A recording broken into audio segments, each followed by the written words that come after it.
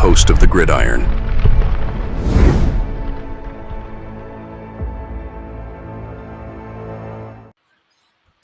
They were not very happy, right? Afterwards, calling their teammates soft, right? Not everybody's giving it their all. Some guys, maybe what you were saying, maybe bringing business decisions.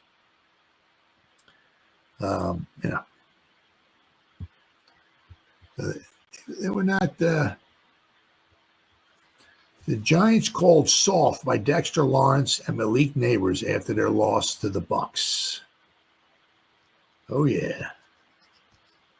Yes, Sexy was not very happy.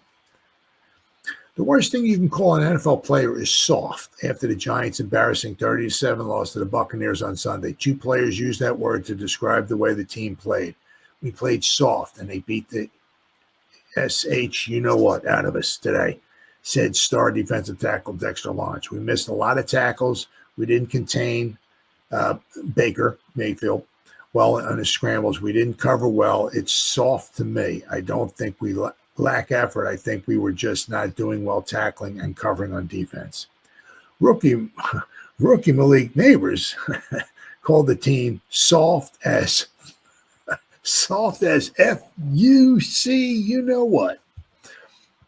I'm tired of going out there and losing, Nabers said. It's just that. Nabers was upset by and not being targeted upset by after not being targeted in the second half. What? I don't know what this article is weird. He wasn't targeted in the first half. He finally got started getting targeted in the second half. He should have been targeted in the first half. First play of the game should go right to him. Get the dude involved. First, second quarter, I don't get the ball, Nabers said. Start getting targets at the end. I mean, can't do nothing. Start getting the ball when it's 30-0. What do you want me to do? What do you want me to do, right? Let's see here. Lawrence, a veteran leader who has grown tired of losing after 6 mostly fruitless seasons with the Giants, understands what the rookie Nabers is feeling. Lawrence said his frustration level was a 10. Tired of losing. This season we have a good team, and this season is not turning out the way it should. And it's frustrating. I get his frustration, Lawrence said. I have it too. But you got to go out and lead. Keep going. Keep giving it my all. That's what I'm going to do. I'm going to do my best to bring guys along as best as I can.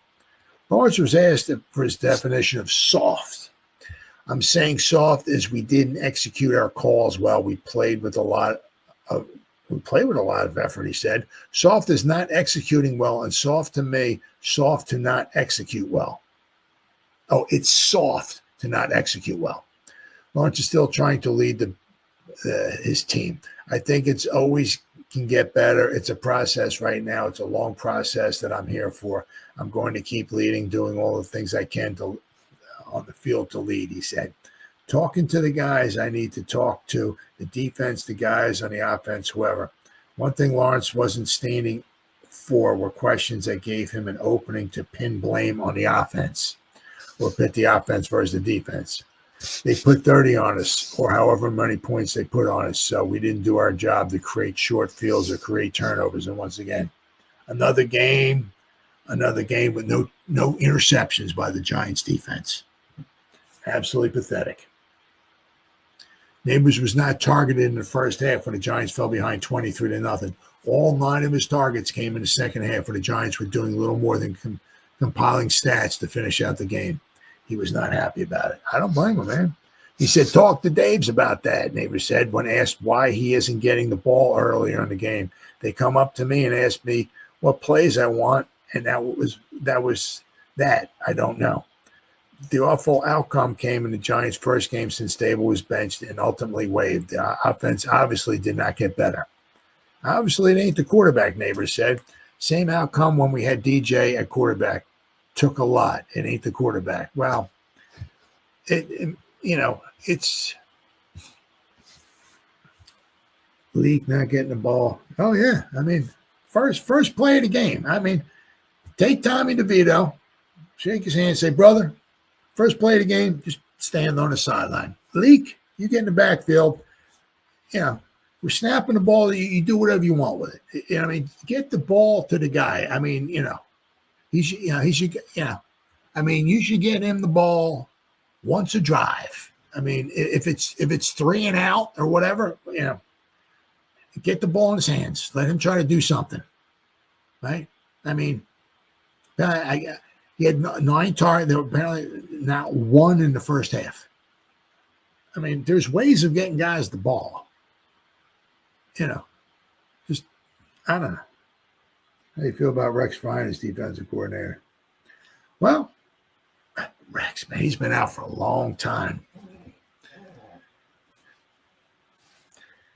I mean, I love that when he was here with the Jets. I mean, he took the Jets to the championship with Sanchez and all that. The champion, I love his moxie and all that stuff and everything. It's just that he might be a hard guy to you're going to need the right head coach to be able to. He's kind of like a Wink kind of thing. You know what I mean? And if you got like 2 dominating guys or something like that, they could be once again button heads. But I mean, I like them. I mean, I like Rex. Oh yeah. Draft the next batch. Well, I don't know, man. It's it was talking about bringing up the Mara. Said, I don't plan on making any moves in the offseason.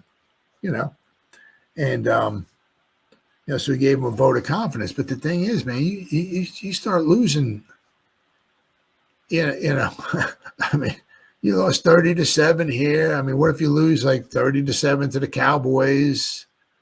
You lose a couple more games, 28-0 and stuff. I mean, is he going to stand there for that? Keep watching? I mean, I said at least last season, toward the end of the season, when we had nothing to fight for at all, the Giants were in almost every game. They got blown out the one game against the Saints.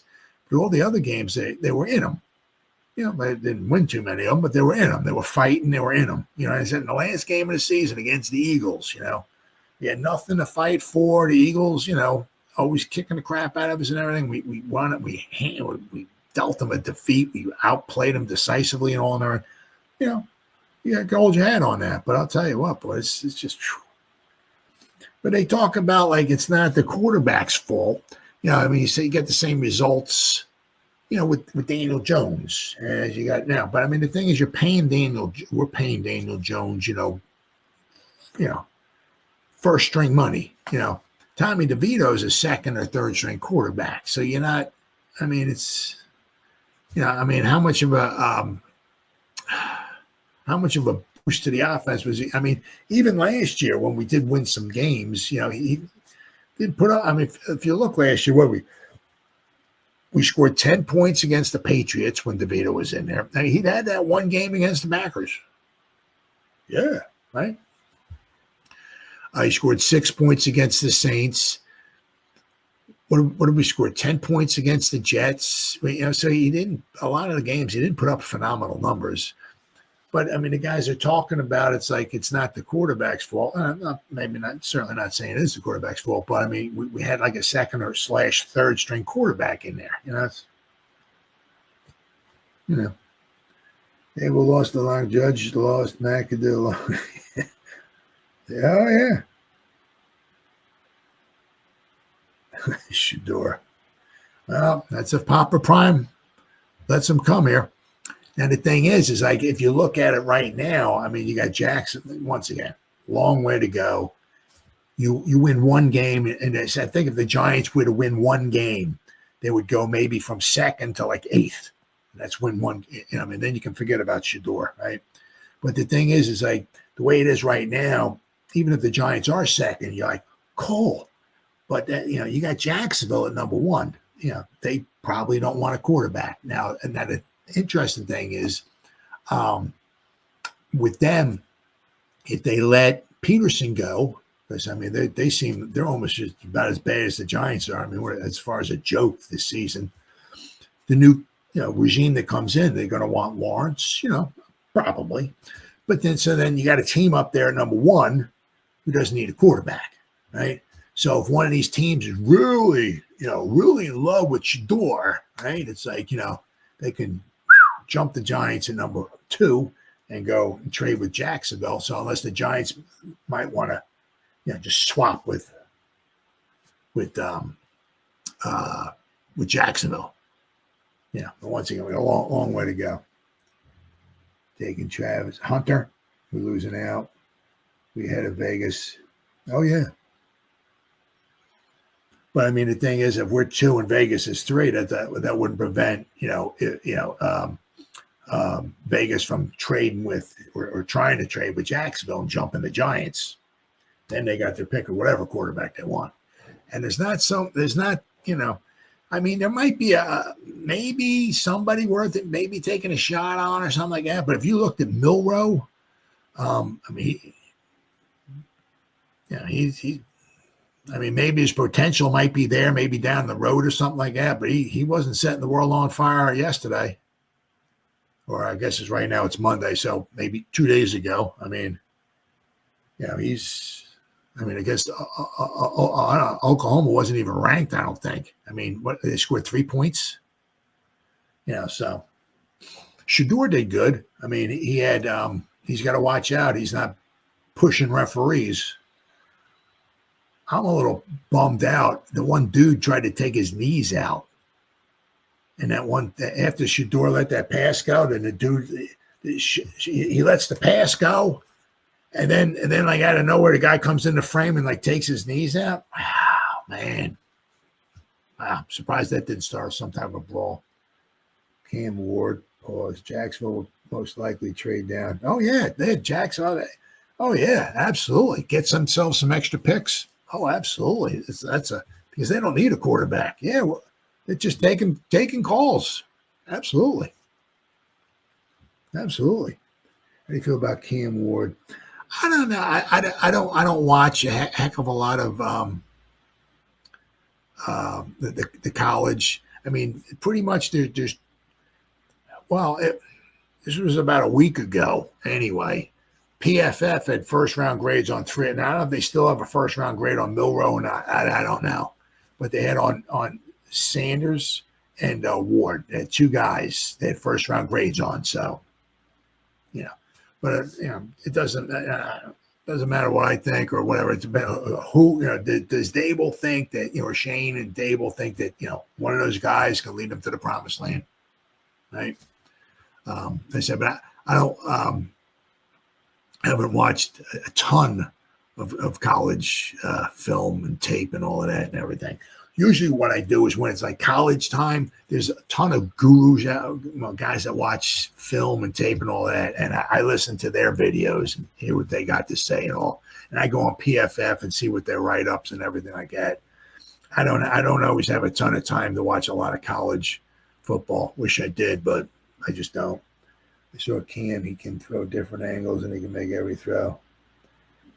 What if we off around and draft Travis too?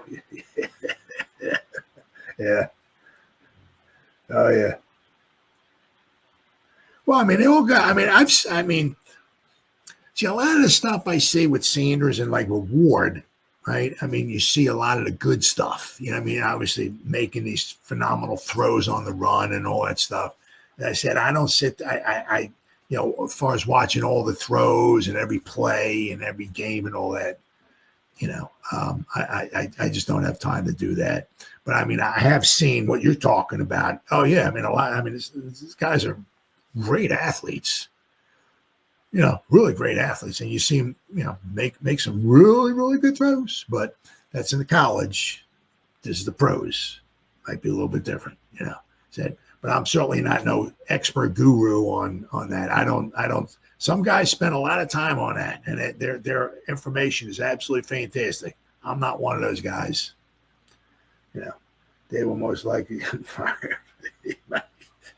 He might. That's for sure.